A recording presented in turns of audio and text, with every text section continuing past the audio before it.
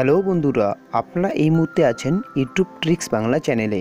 তো বন্ধুরা, এ রাজ্যে বহুদিন ধরে বেতন বাড়ানোর দাবিতে কিন্তু শিক্ষকরা বিভিন্ন রকম আন্দোলন করে আসছিলেন।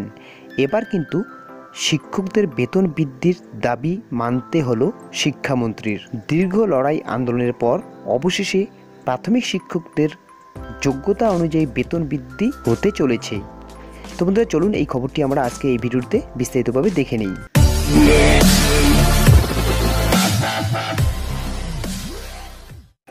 দীর্ঘ লড়াই আন্দোলনের পর অবশেষে প্রাথমিক শিক্ষকদের যোগ্যতা অনুযায়ী বেতন বৃদ্ধির দাবি মানতে বাধ্য হলেন শিক্ষামন্ত্রী পার্থ চট্টোপাধ্যায়।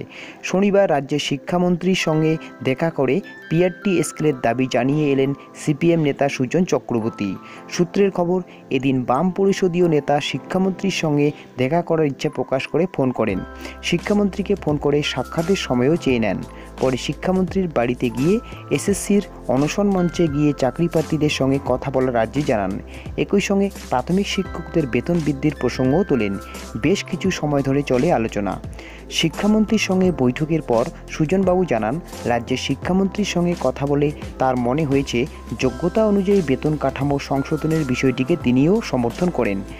রাজ্যের সমস্ত প্রাথমিক শিক্ষকদের যেখানে উচ্চ মাধ্যমিকের উত্তীর্ণ হতে হয়েছে ও 2 বছরের বাধ্যতামূলক ডিপ্লোমা সম্পূর্ণ করতে হয়েছে, সেখানে কেন তাদের বেতন কাঠামো উন্নত হবে না, প্রশ্ন তুলেন সুজনবাবুর এই প্রশ্নে শিক্ষামন্ত্রী সহমত পোষণ করেন বলে সূত্রে খবর। শিক্ষকদের দাবি, 2004 সাল থেকে 2010 সালের মধ্যে প্রাথমিক স্কুলে চাকরি পেয়েছিলেন। রাজ্য সরকারের সেই সময়কার নিয়ম অনুযায়ী প্রাথমিক শিক্ষক হওয়ার ন্যূনতম যোগ্যতা ছিল মাধ্যমিক। পরে ন্যাশনাল কাউন্সিল ফর টিচার্স এডুকেশনের বিজ্ঞপ্তি জারি করে জানায়, প্রাথমিক স্কুলে চাকরি পেতে গেলে ন্যূনতম যোগ্যতা হিসেবে উচ্চ মাধ্যমিক পাশ হতেই হবে, থাকতে হবে 2 বছরের শিক্ষণ প্রশিক্ষণ। 2012-এ রাজ্য এ ব্যাপারে বিজ্ঞপ্তি জারি করে, কিন্তু নিয়ম মেনে যোগ্যতা বাড়লেও পরবর্তীকালে কেন্দ্রীয় সরকারের নির্ধারিত 9,300 থেকে 34,800 টাকা বেতন হার তাদের দেওয়া হচ্ছে না।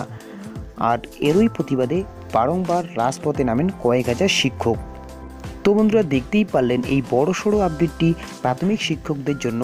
তাদের দীর্ঘদিনের দাবি দেওয়া কিন্তু এবার হয়তো পূরণ হতে চলেছে। তো বন্ধুরা, আজকের আপডেটটি এই পর্যন্তই। আপডেটটি ভালো লাগলে অবশ্যই একটি লাইক করবেন। তার সঙ্গে এই চ্যানেলে নতুন নতুন ভিডিও পাওয়ার জন্য অবশ্যই চ্যানেলটিকে সাবস্ক্রাইব করবেন এবং আপনার বন্ধুবান্ধবদের দেখার জন্য অবশ্যই শেয়ার করবেন। তো আজকের মতো এই পর্যন্তই। দেখা হচ্ছে পরের একটা ভিডিওতে। ততক্ষণের জন্য ভালো থাকবেন, সুস্থ থাকবেন।